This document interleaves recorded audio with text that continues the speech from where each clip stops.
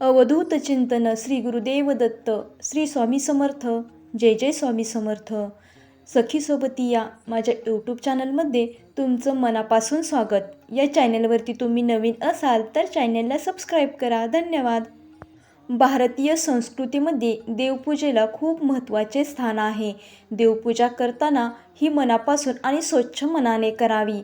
स्वच्छ मनाने आणि मनापासून केलेली देवपूजेचे फळ हे आपल्याला नक्कीच मिळते. देव आपल्यावर प्रसन्न होऊन आपल्या सर्व इच्छा पूर्ण करत असतो.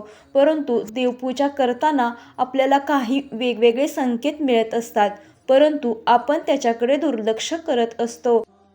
मिळालेल्या संकेतावर आपला विश्वास नसतो, परंतु हे संकेत खरे ठरत असतात. तर चला तर पाहूया असे कोणते संकेत आहे जे तुमच्या जीवनातील सुख दुःख आणि अडचणी दूर करण्यास मदत करतात. आपण हे संकेत मानत नाही आणि आपल्याला हे देवाने संकेत दिलेले आहे याच्याकडे आपण दुर्लक्ष करत असतो. आणि या संकेताचा अर्थ असा असतो की देवाने आपली पूजा स्वीकारली आहे आणि ते आपल्यावर मनापासून प्रसन्न आहेत. त्याच्यामुळे ते आपल्याला संकेत देत असतात. तर चला तर पाहूया असे कोणते संकेत आहेत. स्वामी भक्तांनो, तुमची ही मनापासून स्वामींवर श्रद्धा असेल तर हा व्हिडिओ नक्की पहा आणि कमेंटमध्ये श्री स्वामी समर्थ हे लिहायला विसरू नका. स्वामी भक्तांनो, आपण देवपूजा करत असताना अगरबत्ती किंवा धूप हे लावतच असतो. जर आपण देवपूजा करताना अचानक सर्व घरामध्ये धूप आणि अगरबत्तीचा धूर झाला तर समजावे की त्या अगरबत्तीच्या धुराने आपल्या घरात सकारात्मकता येते आणि घरात प्रसन्न वाटू लागते. तेव्हा समजून जावे की हा आपल्याला स्वामी संदेश आहे. यामुळे घरात सुख समृद्धी आणि पैसा येण्याचे संकेत मिळत असतात. त्यामुळे याकडे तुम्ही कधीही दुर्लक्ष करू नका. भगवंत आपल्यावर मनापासून प्रसन्न होऊन ते आपल्याला हा संकेत देत असतात.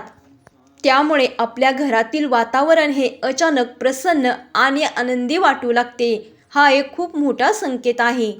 स्वामी भक्तांनो, जर आपल्या दारात एखादा बालक किंवा भिकारी आला तर त्याला कधीही रिकाम्या हाताने पाठवू नका.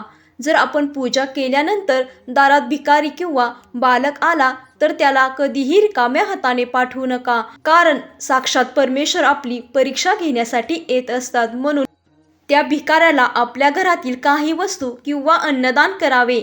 अन्नदान हे सर्वात मोठे पुण्य आहे. त्यामुळे त्यांना कधीही रिकाम्या हाताने पाठवू नये. दान केल्याने आपल्या धनात कधीच कमतरता होत नाही, उलट धनात वाढ होत असते. यामुळे तुम्ही भुकेल्यांना अन्नदान करून त्यांचे पोट भरावे. हा भगवंताला प्रसन्न करण्याचा खूप मोठा मार्ग आहे. त्यामुळे भगवंत तुमच्यावर प्रसन्न होऊन तुमच्या मार्गातील अडीअडचणी दूर करण्यास मदत करतील. तिसरा संदेश आहे दिव्याचा प्रकाश. आपण देवाची मनापासून पूजा करत असतो आणि पूजा झाल्यानंतर मनापासून हात जोडून आपण आपल्या जीवनातील अडचणी दूर व्हाव्यात यासाठी प्रार्थना करत असतो.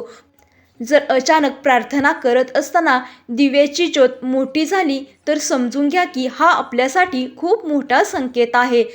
साक्षात भगवान आपल्यावर प्रसन्न होऊन आपण हात जोडून जी केलेली प्रार्थना आहे, जी आपण मागणी केलेली आहे, त्यांनी ती मनापासून स्वीकारली आहे आणि आपल्या इच्छा सर्व पूर्ण करणार आहेत. ते आपल्यावर प्रसन्न आहेत हे सांगण्यासाठी त्यांनी हा आपल्याला संकेत दिलेला आहे.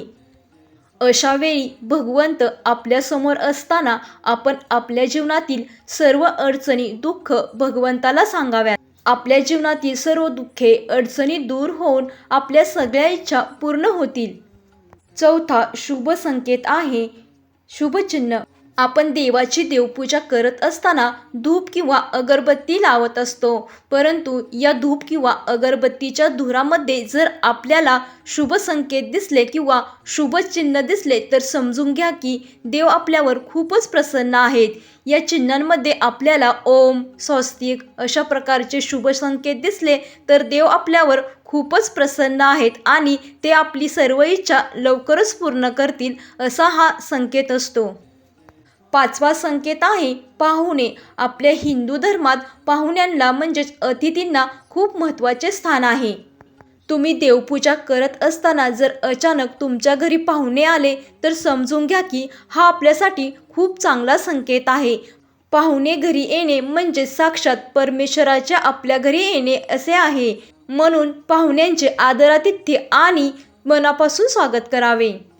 म्हणून देवपूजा करताना जर कोणी पाहुणे आले तर त्यांचे मनापासून स्वागत करावे. त्यांचा रागराग करू नये. त्यांचे मनापासून आदरातिथ्य करावे आणि जमेल तेवढी सेवा नक्की करा. अशाने देव आपल्यावर प्रसन्न होऊन आपल्याला आशीर्वाद देत असतात. त्यामुळे पाहुणे येणे हा एक खूप चांगला संकेत मानला जातो. यामुळे देव आपल्यावर प्रसन्न होऊन आपल्या घरात सदैव लक्ष्मीचा वास राहत असतो. त्यामुळे कधीही घरी आलेल्या पाहुण्यांचा अपमान करू नये. त्यांचे आदराने स्वागत करून त्यांची सेवा करावी. त्यामुळे भगवंत आपल्यावर प्रसन्न होतील. स्वामी भक्तांनो, पुढचा संकेत आहे तो म्हणजे फुलांचा. आपण मनापासून देवाची प्रार्थना पूजा करत असतो, परंतु या पूजेमध्ये फुलाला खूप महत्त्वाचे स्थान आहे. देवांची पूजा ही फुलांशिवाय होऊ शकत नाही. देवांची पूजा ही फुलाशिवाय अपूर्ण वाटत असते. त्यामुळे आपण पूजा करताना फुलेही देवाला वाहत असतो, परंतु आपण फुले वाहताना आपल्याला देव काही संकेत देत असतात. देवपूजा करत असताना आपण अर्पण केलेले फूल आपल्यासमोरच पडले तर हा खूप शुभ संकेत मानला जातो. अर्पण केलेले फूल आपल्यासमोर पडले तर असा संकेत समजावा की देव आपल्या पूजेवर खूप प्रसन्न आहेत आणि त्यांनी आपली पूजा ही मनापासून स्वीकारलेली आहे. फूलरूपी संकेत देऊन देव आपल्यावर प्रसन्न आहेत असे समजून देव आपल्या जीवनातील अडचणी, दुःख नक्कीच कमी करतील आणि आपल्याला चांगले दिवस येतील हा यातून संकेत मिळत असतो. स्वामी भक्तांनो, जर तुम्हीही देवपूजा करत असताना यापैकी कोणतेही संकेत तुम्हाला मिळाले तर समजून घ्या की साक्षात भगवंत तुमच्याबरोबर आहेत आणि तुमची ही केलेली पूजा त्यांनी प्रसन्न मनाने स्वीकारलेली आहे आणि तुमच्या जीवनातील सर्व दुःखे, अडचणी लवकरच दूर होतील हा विश्वास ठेवा. स्वामी म्हणतात, भिवू नकोस, मी तुझ्या पाठीशी आहे. स्वामी म्हणतात, मी सर्वत्र आहे. मी चराचरात आहे. मी वारा आहे. मी पाणी आहे आणि आकाशही मीच आहे. गाणगापुरात मीच आहे. ध्रुवावर, कैलासावर आणि गरुडावरही मीच आहे. मी कुठेही गेलेलो नाही. मी सदैव तुझ्या पाठीशी आहे. मीपणा दूर ठेवून विश्वास ठेव. पदरी अपयश कधीच येणार नाही. हृदयातल्या मंदिरात अंधार असेल तर घरातल्या देव्हाऱ्यात दिवा लावून त्याचा फायदा नसतो. संकट तुमच्यातील शक्ती आणि जिद्द पाहण्यासाठीच येत असतात. दगडातून मूर्ती बनवण्यासाठी दगडाला टाकीचे घाव सोसावे लागतात. त्याचप्रमाणे माणसाला जीवनात यशस्वी व्हायचे असेल तर घाव हे सोसावेच लागतात. जीवनात कधी दुःख आले तर आपले दुःख आणि वेदना जगाला सांगू नका. समाधानी राहिलास तर नक्कीच सुखी व्हाल.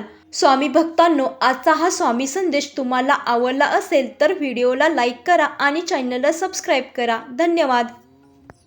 श्री स्वामी समर्थ. जय जय स्वामी समर्थ.